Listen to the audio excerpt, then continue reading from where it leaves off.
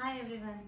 ఈరోజు నేను మీకు డిప్రెషన్ నుంచి ఎలా బయటపడాలో చెప్తాను. How to overcome depression in 5 steps which I followed. So నాకు ఉపయోగపడింది, మీకు కూడా యూస్ అవుతుందన్న ఉద్దేశంతో నేను ఈ వీడియో చేస్తున్నాను. డిప్రెషన్ నుంచి ఉన్నప్పుడు ఎలా ఉంటుందంటే యూ ఫీల్ అన్హ్యాపీ, సాడ్గా ఉండడం, and it will be too long. 1 month అలా ఉంటే పర్లేదు, కానీ నెలలు నెలలు అలా ఉండిపోతే మటుకు then definitely we need to take precautions. మనల్ని మనము ఇంట్రాస్పెక్ట్ చేసుకొని మనల్ని మనమే రీడిజైన్ చేసుకోవాలి, మన థాట్స్ని చేంజ్ చేసుకోవాలి. మెయిన్గా డిప్రెషన్ ఎలా వస్తుందంటే థాట్స్ అండ్ ఎమోషన్స్, అన్హ్యాపీనెస్, లోన్లీగా ఉండాలనిపించడము, సాడ్ మూడ్, ఇవన్నీ మన థాట్స్ మన ఎమోషన్స్లో నుంచి వస్తాయి. So we can't change our circumstances, but we can change our thoughts. మన థాట్స్ని మనం చేంజ్ చేసుకుంటే మనం ఓవర్కమ్ చేయగలుగుతాము. So we focus always on the problem, we won't focus on change. ఇప్పుడు మనల్ని మనం చేంజ్ చేసుకోవాలనే చేంజ్ మీద ఫోకస్ చేస్తే మనం ఈ ఫీలింగ్ నుంచి బయటపడతాము. ఓ స్టోరీ చెప్తాను. బావిలో 2 కప్పలు ఉన్నాయి. అందులో బావిలో ఆ వాటర్ ఇనిగిపోతున్నాయి. సమ్మర్ వస్తుంది కాబట్టి వాటర్ ఇనిగిపోతూ ఉంటే ఒక కాకి చూసి వాటిని అంది, ఏంటి సమ్మర్ వస్తుంది, ఇనిగిపోతూ ఉన్నాయి, మీరు ఇంకా ఇక్కడే ఉన్నారు అని అంటే, మేము ఇక్కడ నుంచి ఎలా బయటపడతాము, మేము ఇక్కడే పుట్టాము కదా, ఇక్కడే చనిపోతాము, ఇదే మా ప్రపంచము, ప్రపంచమే అంతమైపోతుందని మేము అనుకుంటున్నాము అంటే, మీకు బయట ప్రపంచం తెలియదు అనుకుంటా, బయట ఇంకా చెరువులు ఉంటాయి, సదస్సులు ఉంటాయి, మీరు అక్కడికి వెళ్తే స్వేచ్ఛావంతమైన జీవితాన్ని మీకు సొంతం అవుతుంది అని అంటుంది. అప్పుడు ఆ 2 కప్పలు ఆలోచించుకుంటూ ఉంటే ఒక కప్ప అంటుంది, ఫస్ట్ కప్ప, నేను ఇప్పుడు ప్రయత్నించి మనం బయటికి వెళ్దాము అని చెప్తుంటే సెకండ్ కప్ప అంటుంది, అయ్యో ఎలా వెళ్తాము, ఇంత లోపల ఉన్నాము, ఇంత లోపల నుంచి మనం బయటపడ్డాము అసంభవము అని అంటుంది.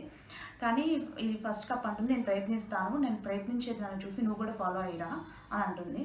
అలా ప్రయత్నిస్తూ ఉంటున్నప్పుడు ఒక 3 సార్లు 4 సార్లు అలా ప్రయత్నిస్తూ ఉన్నప్పుడు కింద పడిపోతూ ఉంటుంది, బయటికి వెళ్ళలేకపోతుంది.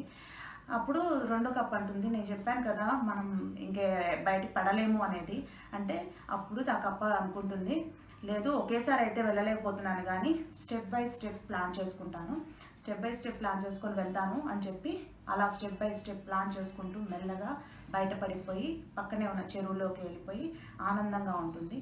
సెకండ్ కప్ప ఏంటంటే ట్రై చేయడానికి కూడా భయపడుతుంది, ప్రయత్నించాలనుకుంటుంది కానీ చేయలేకపోతుంది, ఎందుకంటే దాని లోపల భయం ఉంది. ఫస్ట్ దానికి కరేజ్, డిటర్మినేషన్ ఉంటే ఇది దాన్ని చూసి కూడా మోటివేట్ చేసుకోకుండా అక్కడే ఉండిపోయి అలానే నీళ్ళల్లో ఇనికిపోయి చనిపోతుంది. ఇక్కడ ఫస్ట్ కప్ప చేసిన ప్రయత్నం ఏంటంటే ఆ బావి అనే ఊబిలో నుంచి బయటపడడానికి ప్రయత్నం చేసింది, మార్పు అనేది యాక్సెప్ట్ చేసింది. మార్పు అనేది యాక్సెప్ట్ చేసి ఒక్కడుగు ముందుకు వెళ్తేనే ధైర్యంతో విజయం వరిస్తుంది. మనం కూడా బావి అనే ఊబిలో ఉన్న మన థాట్స్ని ట్రాన్స్ఫార్మ్ చేసుకోవాలి. నెగిటివ్ థాట్స్ నుంచి పాజిటివ్ థాట్స్లోకి ట్రాన్స్ఫార్మ్ అయితే మనం కూడా డెఫినెట్లీ చేంజ్ అవుతాము. ఇప్పుడు నేను మీకు 5 steps how to overcome depression అనేది చెప్తాను. ఇది నా లైఫ్లో నుంచి ఎక్స్పీరియన్స్ చేసి నా పర్సనల్గా నేను బయటపడ్డాను కాబట్టి మీకు కూడా ఉపయోగపడుతుందని నేను చెప్తున్నాను. ఫస్ట్ ఏంటంటే ఫిజికల్ వర్కౌట్ చేయడం. ఫిజికల్ వర్కౌట్ ఎట్లా అంటే ఏదో ఒక ఫిజికల్ యాక్టివిటీని చూస్ చేసుకోవాలి మనము. నేను స్విమ్మింగ్ని, ఏరోబిక్స్ని చూస్ చేసుకున్నాను. సో దానివల్ల మన బ్రెయిన్లోని ఆక్సిజన్ లెవెల్స్ ఇంక్రీజ్ అవుతాయి. ఆ బ్రెయిన్లో ఆక్సిజన్ లెవెల్స్ ఇంక్రీజ్ అయినప్పుడు మనలోని మూడ్ చేంజ్ అనేది మొదలవుతుంది. ఫ్రెష్గా ఫీల్ అవుతాము, ఎనర్జెటిక్గా ఫీల్ అవుతాము, అండ్ ఎంతూజియాస్టిక్గా ఫీల్ అవుతాము. సో సెకండ్ స్టెప్ ఏంటంటే నేను చేసింది హెల్తీ డైట్ తీసుకోవడము.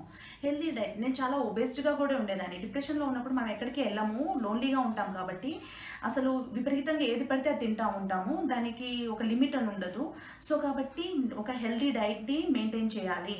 Physical work out come healthy diet maintain చేస్తే డెఫినెట్లీ మనలోని థాట్ ప్రాసెస్ చేంజ్ అవుతుంది, మనకు కూడా కాన్ఫిడెన్స్ పెరుగుతుంది, మన మీద మనం ఓవర్కమ్ చేయగలుగుతాము అనే నమ్మకం మనలో వస్తుంది. సో ఆ హెల్తీ డైట్ ఎట్లా ఉండాలంటే కంపల్సరీ నేను 2 ఫ్రూట్స్ కంపల్సరీ తీసుకునేదాన్ని అండ్ సలాడ్ కంపల్సరీ. సో నేను చేసినట్టే చేయాలని లేదు, నాకు యాక్చువల్గా ఫస్ట్ నేను యోగా అండ్ మెడిటేషన్కి వెళ్ళాను. సో అక్కడ నాకు మంచిగా అనిపించలేదు, ఇంట్రెస్టింగ్గా అనిపించలేదు. యోగా మెడిటేషన్ కొంచెం నాకు బోరింగ్గా అనిపించింది. సో దానికి బదులు నేను వేరే దాన్ని ఫిజికల్ వర్కౌట్ని అడాప్ట్ చేసుకున్నాను. మీకు ఇష్టం ఉన్నది ఏదైనా ఒకటి, అదే ఎటువంటి ఫిజికల్ యాక్టివిటీ కానీ, వాకింగ్ కానీ, ఏదైనా కానీ మీరు అడాప్ట్ చేసుకోవచ్చు. సో స్టెప్ నెంబర్ 3 ఏంటంటే జర్నల్ రైటింగ్. జర్నల్ రైటింగ్ అంటే మనం ఒక బుక్ పెట్టుకొని మనలోని పాజిటివ్ థాట్స్ని ఎలాంటి థాట్స్ మనలో డెవలప్ అవ్వాలి అనుకుంటున్నామో అలా బుక్స్ రీడ్ చేస్తూ ఏదైనా కానీ పాజిటివ్ థాట్స్ విన్నవి కానీ రాయడం మొదలు పెట్టాలి. నువ్వేంటో తెలుసుకోవడం మొదలు పెట్టాలి. అంటే నీకు ఏది ఇంట్రెస్టో రాసుకోవడం మొదలు పెట్టాలి. ఆ జర్నల్ రైటింగ్లో ఫస్ట్ థింగ్ నేను చేసింది ఏంటంటే I wrote my goals. Short term goals ఏంటి, లాంగ్ టర్మ్ గోల్స్ అనేవి ఏంటి నావి, అసలు నేను ఏం చేయాలనుకుంటున్నాను, నేను ఎలా ముందుకు వెళ్ళాలనుకుంటున్నాను, ఫస్ట్ 2 monthsలో నేను ఏం చేయాలి, నేను ఫిట్గా ఉండాలి, హ్యాపీగా ఉండాలి, అది నా ఫస్ట్ ఫోకస్. సెకండ్ ఫోకస్ ఏంటి, అట్లా ఒక్కొక్కటి స్టెప్ వైజ్ రాసుకుంటూ నేను దాన్ని ఛాలెంజ్ చేసేదాన్ని. డెఫినెట్లీ నేను రీచ్ అవుతాను, నేను చేయగలుగుతాను. ఎందుకు జర్నల్ రైటింగ్ ఉపయోగపడుతుంది అంటే మన స్క్రిప్టే మనలోని సెల్ఫ్ డైరెక్షన్ని చూపిస్తుంది. సో స్క్రిప్ట్ మనం ఎలా రాసుకుంటేనే మనం అలా మౌల్డ్ అవుతాము. సపోజ్ ఫర్ ఎగ్జాంపుల్ మనం మూవీస్ చూస్తూ ఉంటాం, ఎంతటి మహేష్ బాబుని పెట్టి మూవీ తీసినా కానీ స్క్రిప్ట్ డైరెక్షన్ అనేది సరిగా లేకపోతే ఆ మూవీ ఫ్లాప్ అవుతుంది. అలానే మనల్ని గెలిపించుకోవాలంటే మన స్క్రిప్ట్కి అంత స్ట్రాంగ్గా ఉంటుంది పవర్. మనల్ని ట్రాన్స్ఫార్మ్ చేసుకునే ఆ పాజిటివ్ థాట్స్, మనల్ని డిటర్మైన్ చేసే ఆ థాట్స్ని మనం రాసుకుంటూ ఉండాలి. మనం ఏం చేయాలనుకుంటున్నాము అనేది రాస్తూ ఉండాలి. సో అలా నేను స్మార్ట్ గోల్స్ని పెట్టుకొని వాటి మీద వర్కౌట్ చేస్తూ ఇంట్రాస్పెక్ట్ చేసుకుంటూ నన్ను నేను క్రాస్ చెక్ చేసుకుంటూ నేను వెళ్ళే దారి కరెక్టేనా, నేను కరెక్టే చేస్తున్నానా అని రాసుకుంటూ ఉండేదాన్ని. Step number 4 book reading. ఒక మంచి బుక్ ఒక మంచి జీవితాన్ని ఇస్తుంది. అలా నేను కూడా ఒకసారి సైకాలజీ టుడే మ్యాగజైన్ చదువుతున్నప్పుడు అందులోని ఆర్టికల్స్ నాకు బాగా నచ్చాయి. నాకు నచ్చిన ఆర్టికల్స్ అన్నీ నా జర్నల్ రైటింగ్లో రాసుకుంటూ ఉండేదాన్ని. ఈ బుక్ రీడింగ్ వల్ల ఏంటంటే మనలోని క్రియేటివ్ థాట్స్ డెవలప్ అవుతాయి. ఈ ఫెయిల్యూర్ స్టోరీస్ అవి ఏమైనా చదివినప్పుడు మనల్ని మనం బాగా మోటివేట్ చేసుకుంటూ ఉంటాము. సో మనలోని థాట్స్ నిజంగానే పాజిటివ్ థాట్స్లోకి ట్రాన్స్ఫార్మ్ అవ్వడానికి ఈ బుక్ రీడింగ్ బాగా ఉపయోగపడుతుంది. విజువలైజేషన్ పెరుగుతుంది మనం ఏం చేయాలనుకుంటున్నామో దాని మీద ఫోకస్ పెరుగుతుంది. సో బుక్ రీడింగ్ ఇంట్రెస్ట్ లేని వాళ్ళు ఆడియో బుక్స్ ఇప్పుడు మార్కెట్లో ఉన్నాయి, ఆడియో బుక్స్ వినొచ్చు. ఎందుకంటే అందరికీ బుక్ రీడింగ్ ఇంట్రెస్ట్ ఉండాలనే రూల్ లేదు. నాకు అసలు ఇంట్రెస్ట్ ఉండేది కాదు ఫస్ట్లో.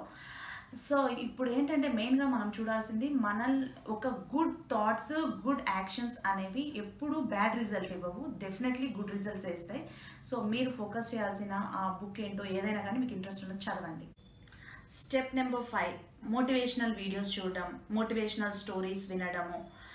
మోటివేషనల్ ఇప్పుడు యూట్యూబ్లో అన్నీ వస్తూ ఉన్నాయి కదా, మోటివేషనల్ స్టోరీస్ ఏమైనా వినిపించినప్పుడు ఎవరైనా ఒక రోల్ మోడల్ని తీసుకోవడము.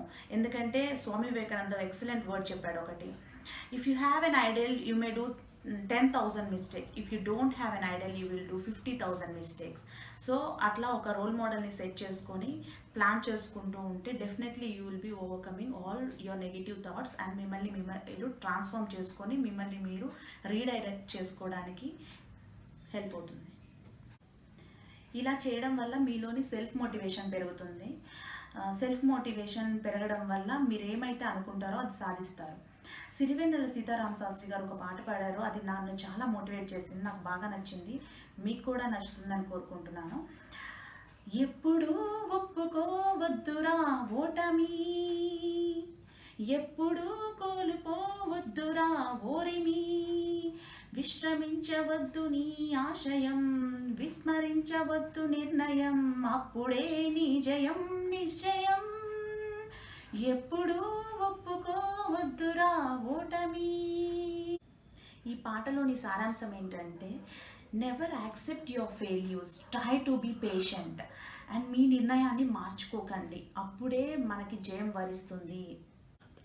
Finally I would like to conclude ఏంటంటే ఫస్ట్ థింగ్ నేను ఇంప్లిమెంట్ చేసినది physical workout, second thing eat healthy food, third thing వచ్చేసి జర్నల్ రైటింగ్, ఫోర్త్ వన్ వచ్చేసి బుక్ రీడింగ్, ఫిఫ్త్ వన్ వచ్చేసి మేజర్ థింగ్ సెల్ఫ్ మోటివేషన్.